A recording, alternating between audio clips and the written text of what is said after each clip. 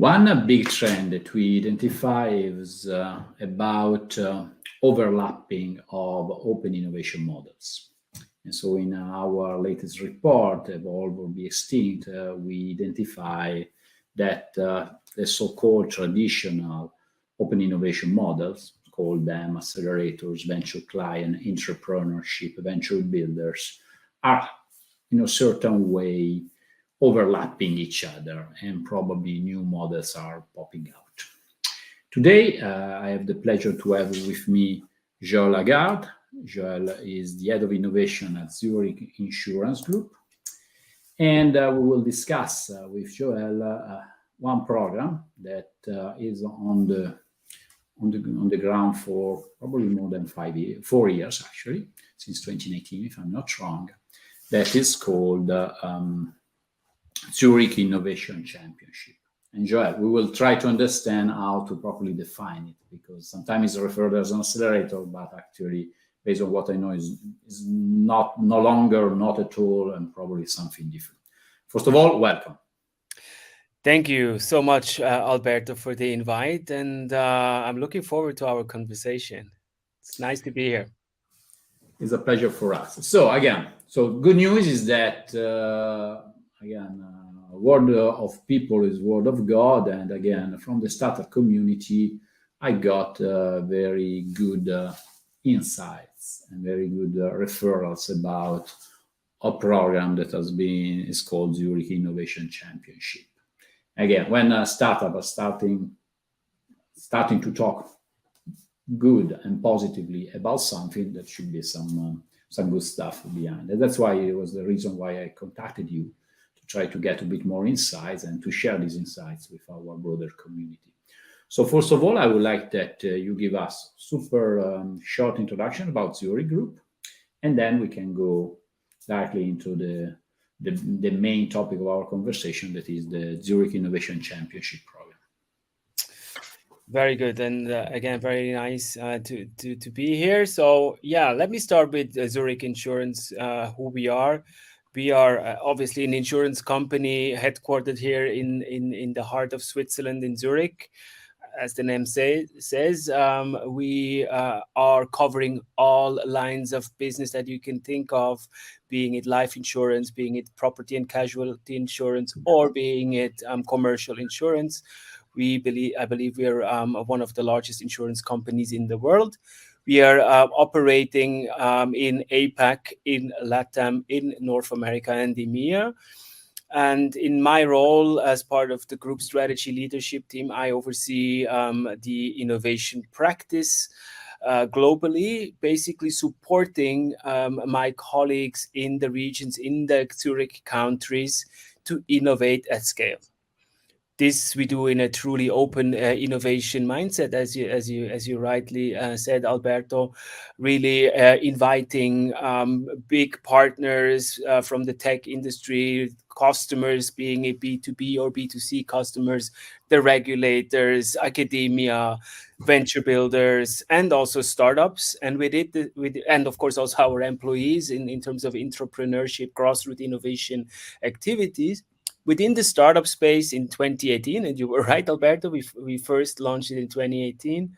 We launched the Zurich Innovation Championship, and it has evolved ever since into one of the largest call to actions or call to collaboration with startups in our industry, and I'm super proud because it really generates value for all parties involved. And it's good, Alberto, that you heard from startups good things about what we want to achieve, because we believe it is important to also generate value for the startups in order to have this to fight this David versus Goliath scenario, because we believe that both parties bring enough to the table to really generate great things together. And by the way, the fact that the startups are speaking positively about some corporate program is not that frequent, because most of the time they are saying the other way around, meaning say, oh, actually this program is a lot of communication, a lot of so-called innovation theater, but there is nothing at the end.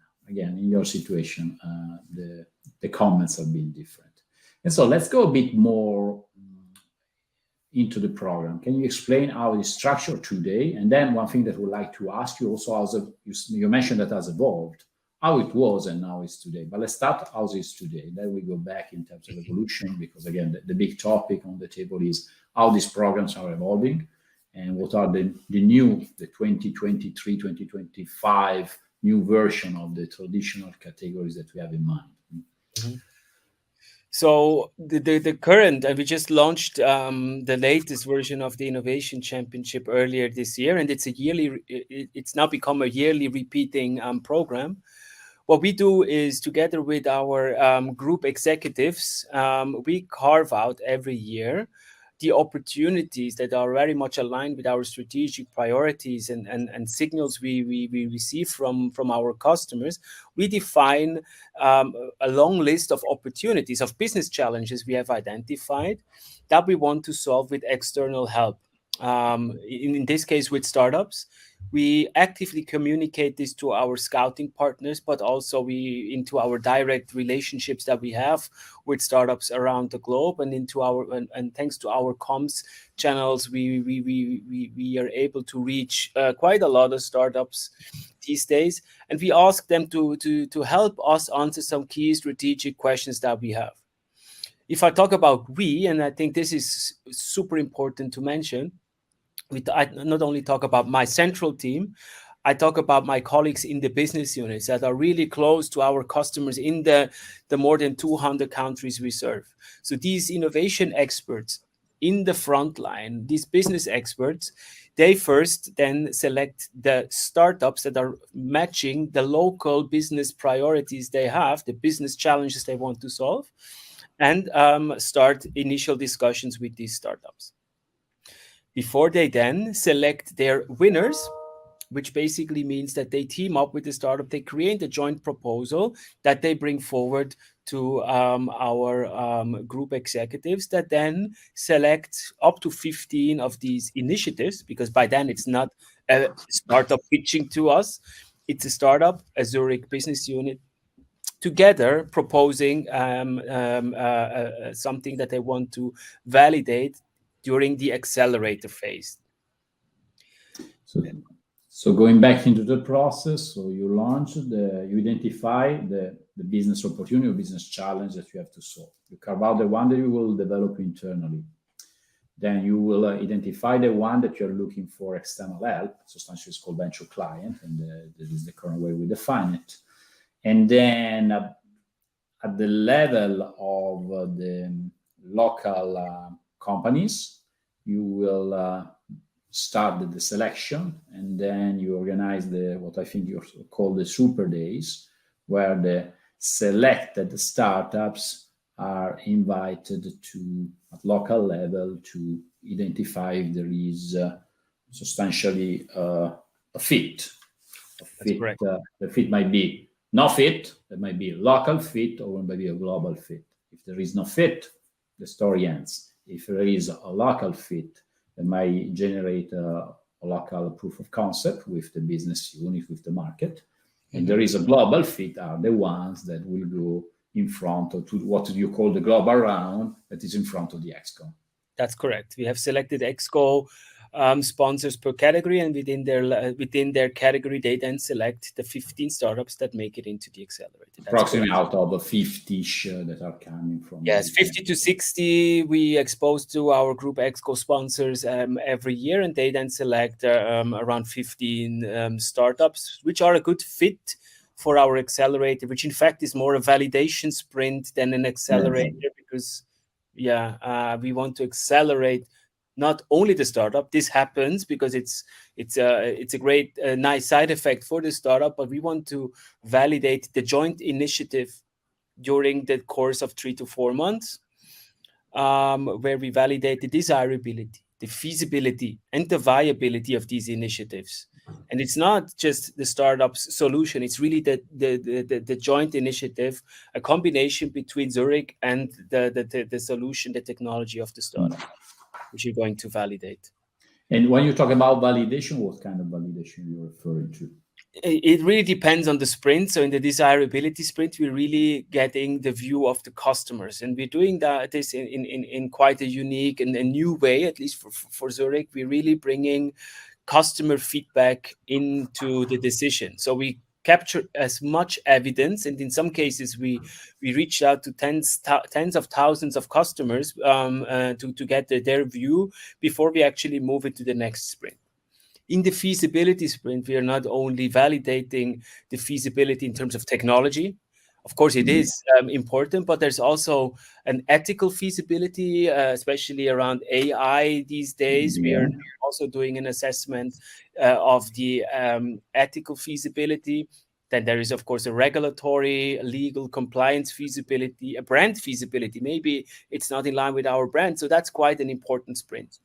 If this is also a tick in the box and we can confirm that there is enough evidence on the table for desirability and feasibility, we move it into viability, where we basically create a joint business plan.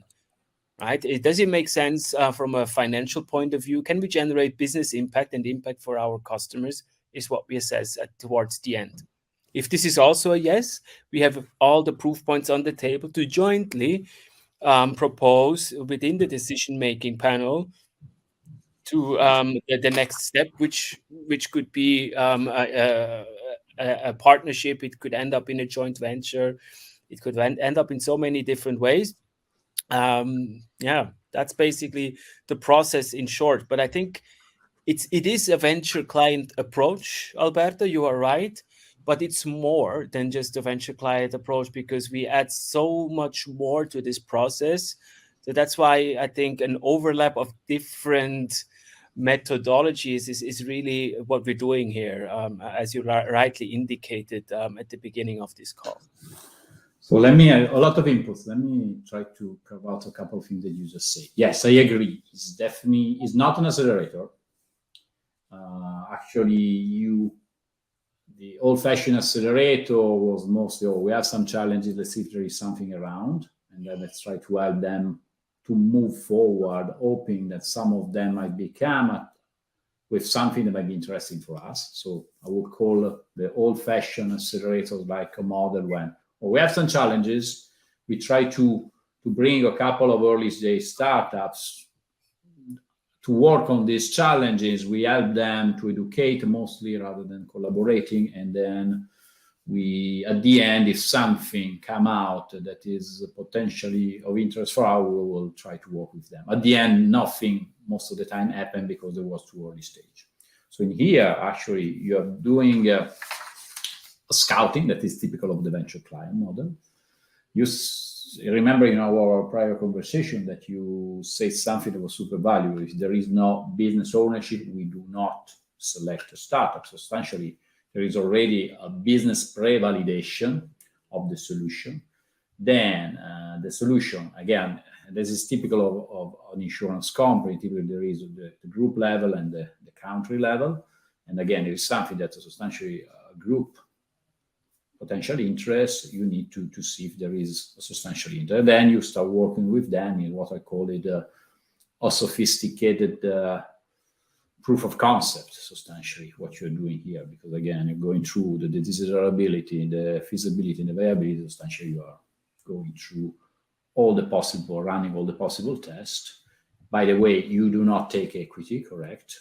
You give them, I don't know how much money for running what you call the accelerator that is not an accelerator, and this money is substantially the cost of the POC. Substantially, is a contract between you and the startup for supporting them during the period of the validation. That is correct.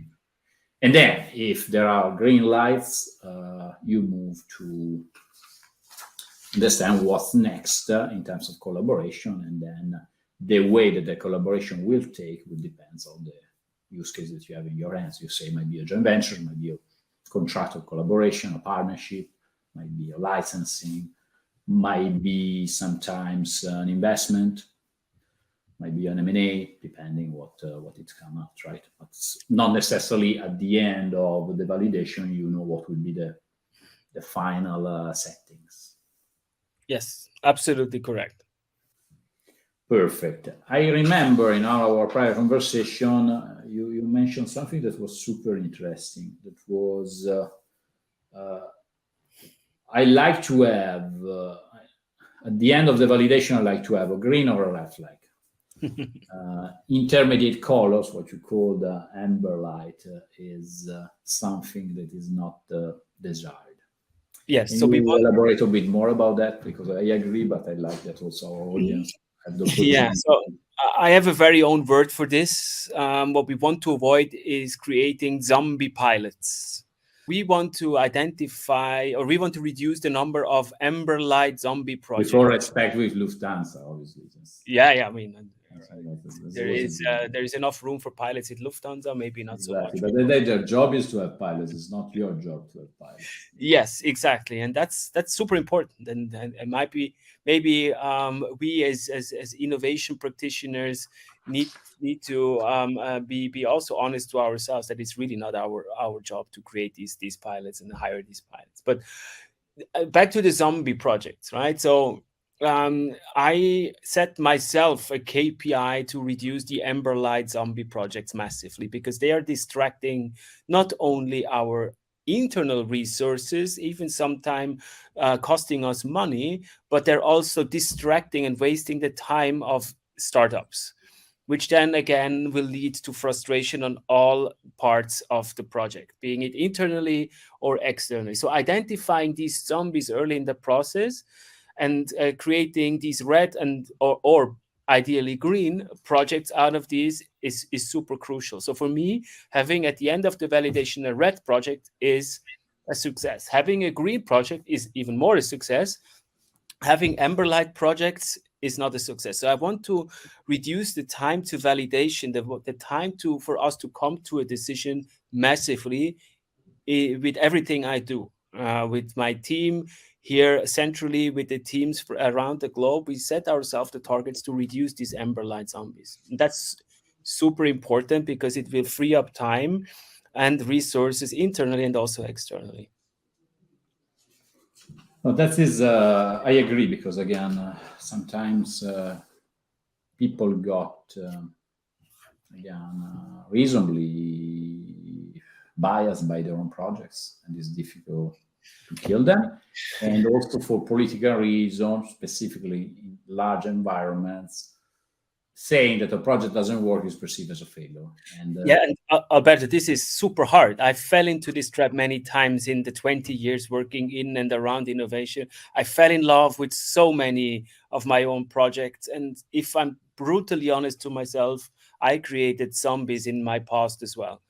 And it's hard, right, to kill these babies that we created, but it's just the right thing to do. And I think we need to constantly advocate that this is something good to avoid these amber light projects, to stop projects early in the process before we invest millions into these projects. It's just the right thing to do, but it's hard. It's hard. It's hard because also sometimes politically, it's better to put something under the carpet for a while rather than pulling the plug. And this Exactly. One thing that I think is particularly interesting, talking about this evolution of model, is the fact that you also, in a certain way, during the so-called acceleration phase, that is not an accelerator, the validation phase, yes, you have to rebrand it, but Yes. during that phase, you also involve the entrepreneurship program that you have. Can you spend a couple of words about the entrepreneurship program and explain how this entrepreneurship program in certain ways is roots into the venture client accelerators, whenever we will decide to call it a program, championships? So we have many employees involved into these initiatives that are going through this accelerator, which is not an accelerator and needs a new name. We have subject matter experts, we have local leadership involved, we have Excom members involved as mentors, as coaches, we have technology experts involved. But we realize that we need to offer to our intrapreneurship programs that we have, and we have many different ones, also the opportunity to actively drive these initiatives. There is this one global flagship program that we now run for the 10th time already, which is called Make the Difference. It's really a global initiative where certain types of employees get selected. So it's first vetted, assessed, and then appointed as Make the Difference participants. They will be allowed to work the majority of their time on this upskilling kind of project or program. They go through quite an interesting boot camp, which starts with an innovation training or a certificate in the University of St. Gallen, one of the leading business universities here in Europe. After that, they are appointed a real life project. So not just they learn the theory, and right after that, they can apply it in real life, which is one of the initiatives that that the business units are bringing forward as part of the Zurich Innovation Championship. So they then work on the validation sprint and act as, we call them, entrepreneurs in residence, to really drive this validation sprint as the, if it's more a tech oriented project, as the product owner or the business developer. But for simplification reasons, we call them the entrepreneurs in residence, because in fact they're really building the businesses, or at least the products and solutions of the future, before they then go back to school and then or to university, and then get reassigned to innovation projects again. That's quite a sophisticated program, endorsed by our group CEO, pushed by our entire leadership team and the CEOs in the regions, and identifies every year the top talent in each of the business units around the globe. So this is really then blending the entrepreneurship, grassroots innovation mindset and program with this venture client approach that we have. No, and then also it's a good mix of internal and external, because again, you are bringing people that are educating internal employees, talented, that are being re-educated to become more entrepreneurial. So the people that are supposed to have a good knowledge of the corporate, you put them alongside startups that typically need this kind of skills, corporate skill, political skills, and they get exposed to the startup environment from inside. Again, it's an interesting mix, and I think it's definitely a good idea. One thing that I like to discuss, because again, we are talking about the evolution of models, and again, as mentioned, I believe that based on our evidences, the traditional corporate accelerators model is almost gone. New models are emerging. Venture client is definitely one of them, but again, it's becoming more and more sophisticated, more driven towards results, and results are scale initiatives rather than just testing initiatives. We are going beyond POCs also as a KPI. Again, most of the venture client at the beginning was, let's measure in terms of number of POC that we are able to produce. And now we are going beyond that. Actually, we don't care to produce a lot of POC. As as mentioned, we go back to your example about the pilots, but still the goal is to understand how many of these POC will be scaled inside the organization or actually producing an impact. And so this is another evolution that we see on the venture clients. I'd like to go back to your program and tell me what are the difference between the fourth edition, that is the one that you're currently running, and the first one. What has changed down the way? So it's a good question, right? And we didn't discuss this before, Alberto, but it reminds me very much on a Mind the Bridge report I once came across many months or even years ago, which basically has this curve where it starts with the era of PR, moves into Yeah. exploration, and then into value generation. And if I look back in time, early 2018, the football world or soccer World Cup was about to come. So we said, why don't we try and introduce a new way of innovating by working with that I remove all the World Championship where Italy is not playing. So again, for me, I'm back to 2014. Yes, 10, 14. The last one for me was 2014. So. Yeah, okay, good. Italy was involved and is still involved in our championship, so maybe we're still in your championship. Yes, I mean the soccer one. I think we missed the last two, so it's been bad. But yeah, it's pretty much like we started to really show that it's actually possible to collaborate with startups, right? And I work for different corporations, and that was a bit the consensus in different industries. I worked in healthcare, I worked in the media industry, and this was also a bit a common pattern that I rather go down the safe route, working with the big vendors, the big tech companies. However, we thought, let's try and test if it works, and it worked. So we then created this awareness that actually working with startups works, right? Both parties bring enough to the table that will help us generate value together.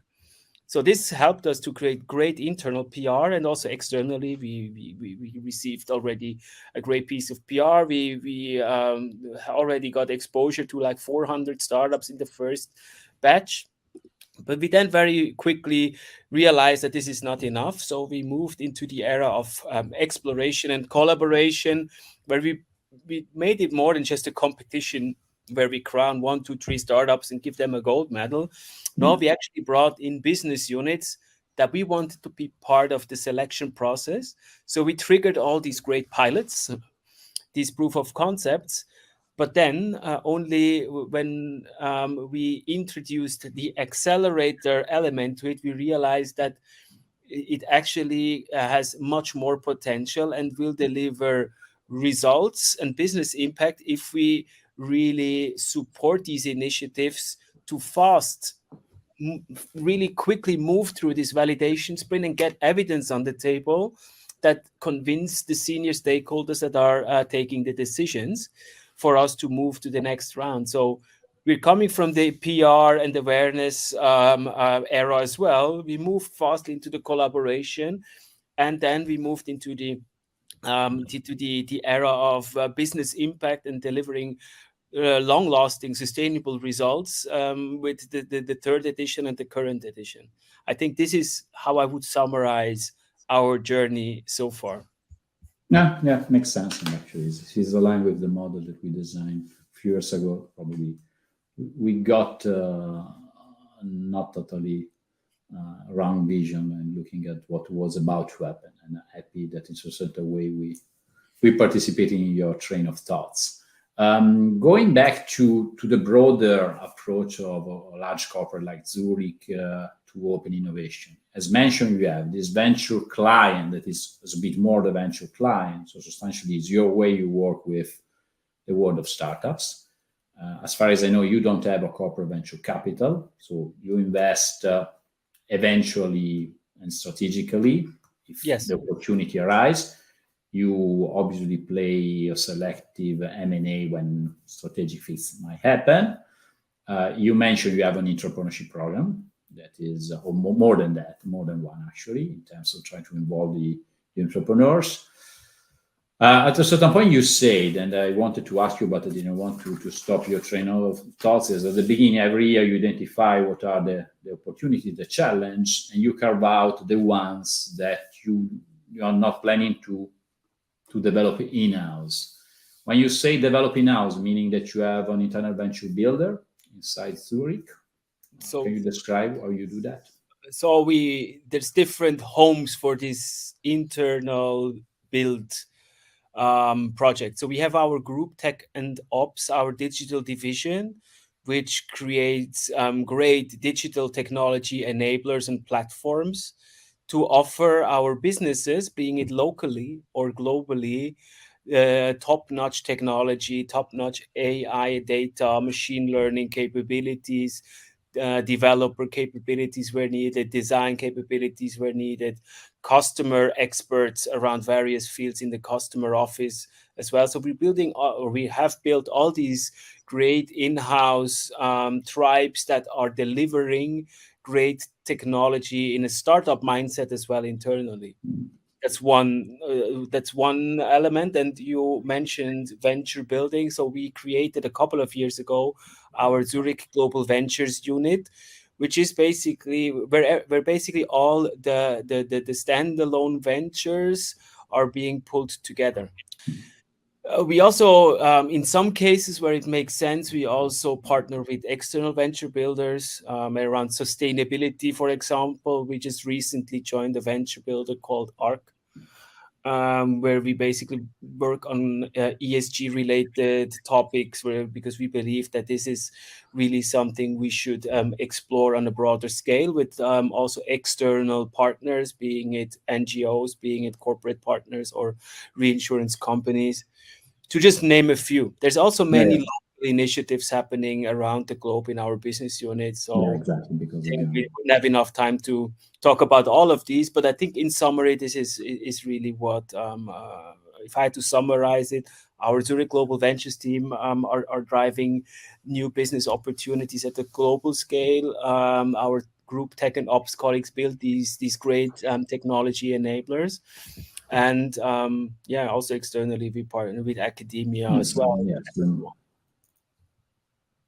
Yes. Okay. Perfect. I think we provided a good picture in terms of all the things good, at least as this is the word of the street that Zurich is doing regarding open innovation. So beyond my congratulations. Obviously, you have an invite to come over to this show maybe in some months from now, also to keep us updated in terms of what has been the evolution in terms of trends that we see on the market, and from your side how your program is evolving. And also I'm waiting for the new branding of the accelerator phase of your program.